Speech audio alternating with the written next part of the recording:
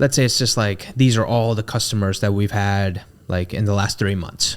And maybe you have another database of like all our customers that we've had for the duration of the company. And here's all the customers that we've had that like didn't convert, and but we still have their contact. Like, these are all different segments, right? But if you have these different databases as part of like your CRM, or maybe you just collect them as part of like your business process, you could actually use these to create custom audiences on the ad space. And I'm more so referring to like Meta.